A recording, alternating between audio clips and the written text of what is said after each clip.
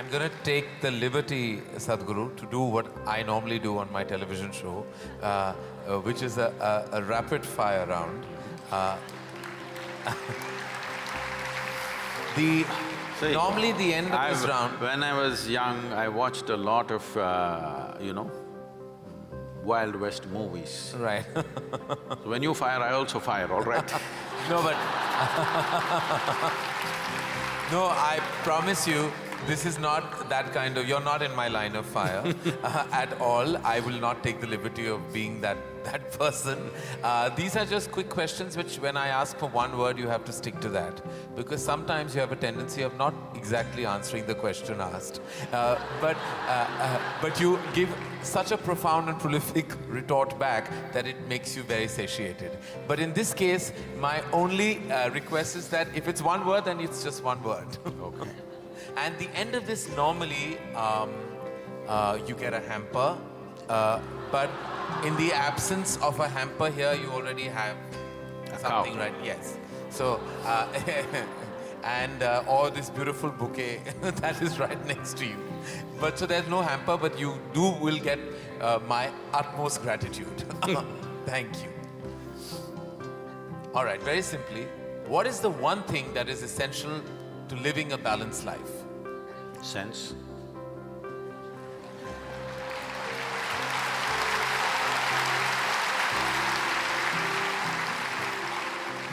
What is the one thing we must absolutely do away with in order to lead a balanced life?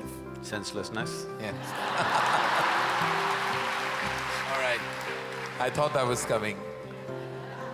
First thing that comes to your mind when I say the following. The first thing, organized religion. Madness. Marriage. Cohabitation. Competition. Stupid. Money. Useful. Love.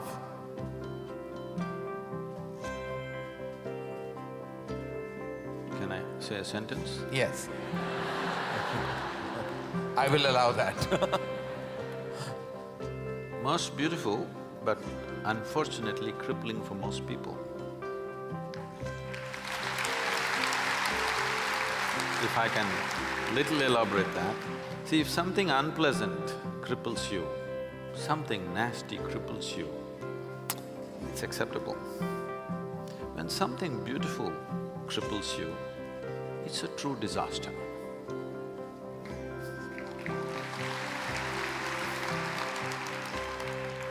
If you could ask one person, alive or dead, one question, who would you ask and what would that be?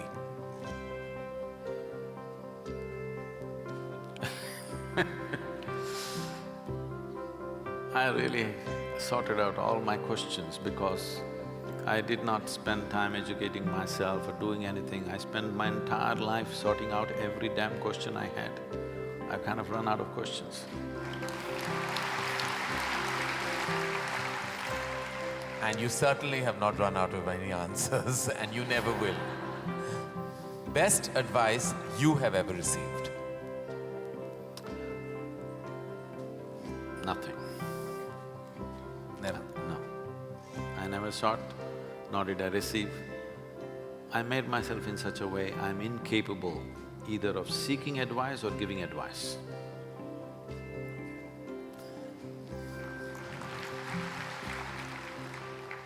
In an imaginary, completely hypothetical situation, if you had a day off with no commitments, no responsibilities, what would you spend the day doing? Oh, there are a lot of things. This can't be one word. No, it's not one word. See, I have an indiscriminate sense of passion towards everything.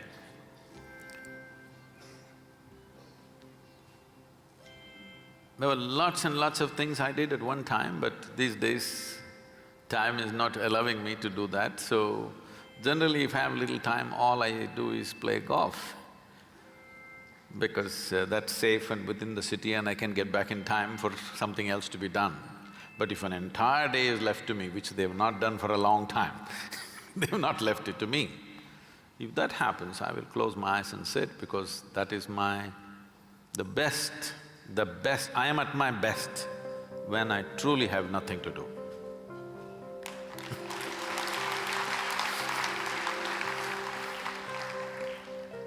What is one thing you'd like people to remember about you at the end of your life? They must live so wonderfully that they don't even remember me.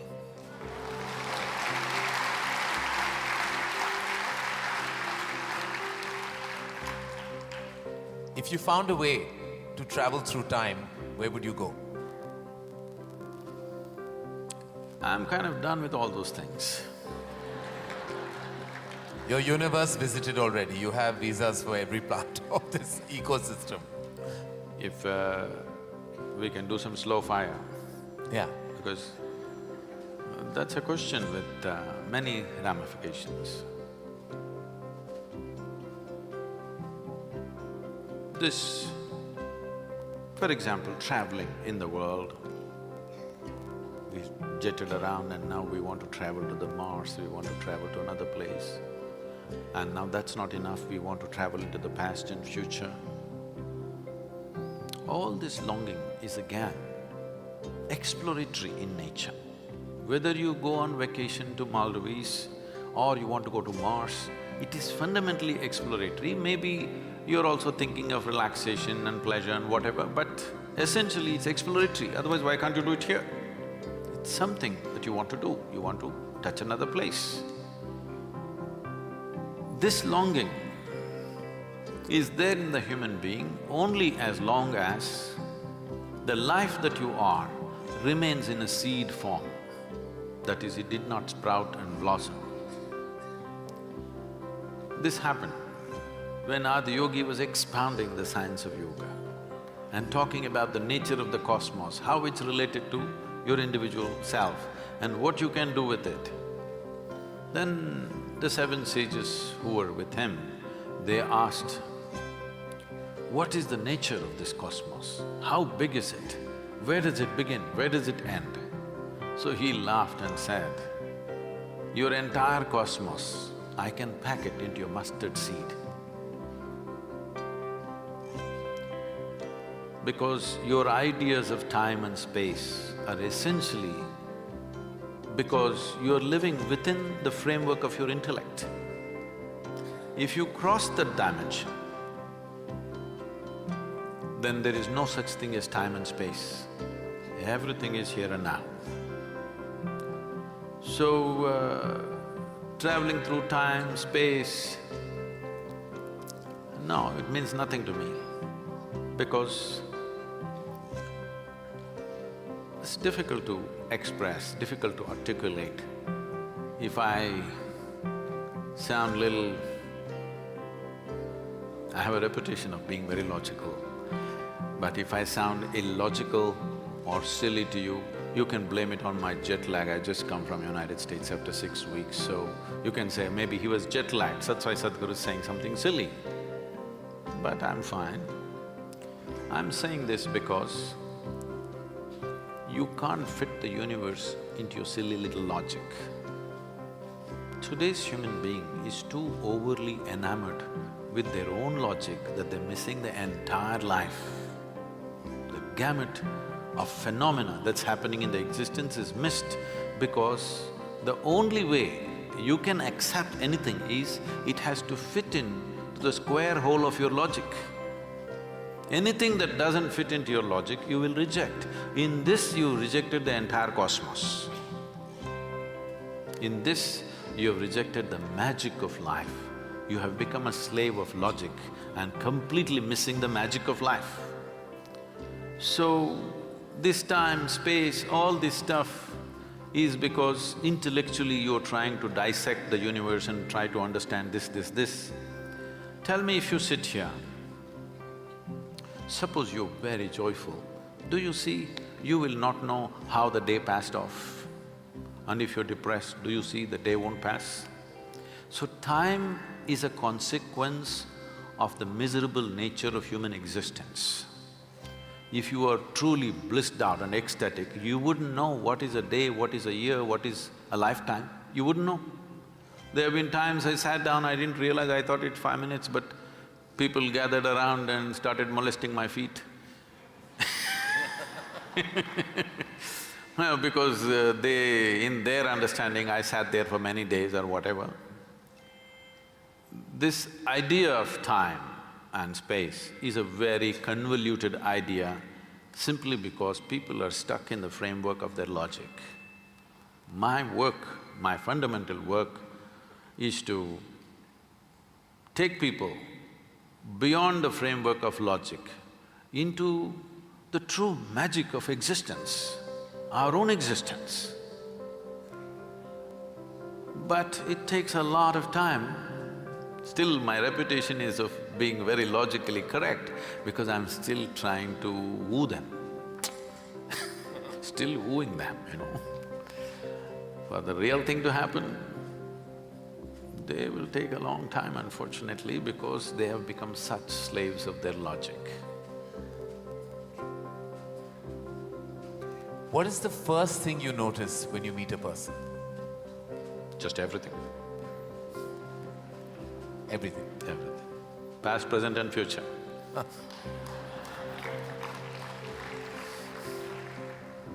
Is it more important to do what you love or love what you're doing? One word or more? The choice is entirely yours. See, if you are an intelligent person, you will try to do what you love most. But if you're a genius, you will do just what is needed.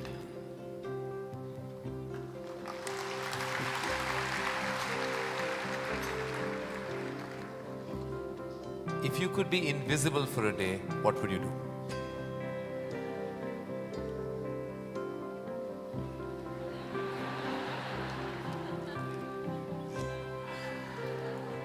You wouldn't know?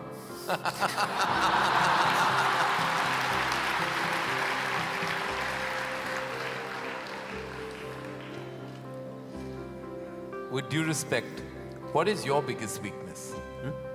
Biggest? What is your biggest weakness? See, what normally people treat as weakness in their lives. Okay, let me give a normal answer. Why? Why am I going into all this? Already you said I'm what? What is the word? Sashayed.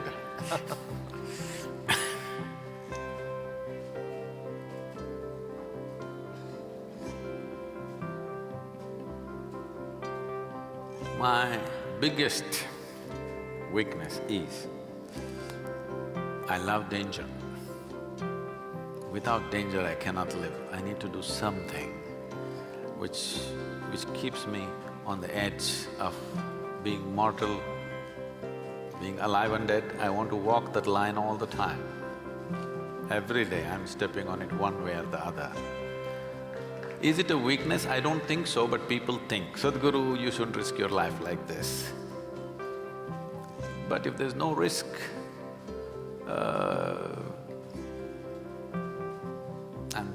I feel I'm not being… because most of the time in my life, for whatever I'm doing, I don't feel tested. It's only in moments of danger that I feel little tested. So my weakness is, I like to be stretched, you know. For all the time when I was riding across India and later on I started driving, my only wish was that to find a machine which will test my skills. Always found the damn things broke down if I took it to my limits.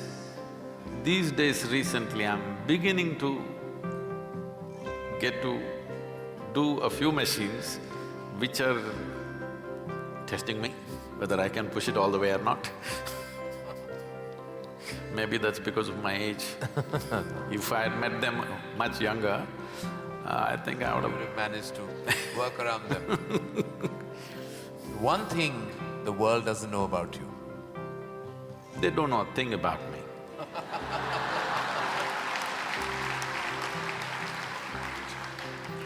That's a fact. And the one thing you wish you could change about yourself? Oh, I never looked at that. I could speak Hindi. No, I'm sorry, Marathi.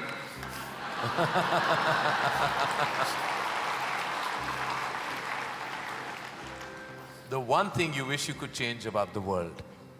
Oh, a lot of things. One.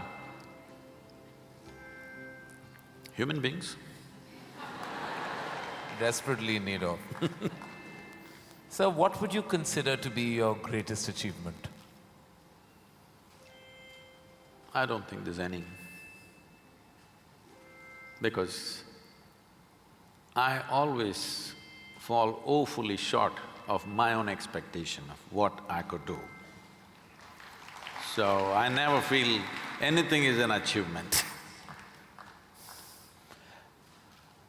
Is there a song you love and can listen to all the time? Oh. I somehow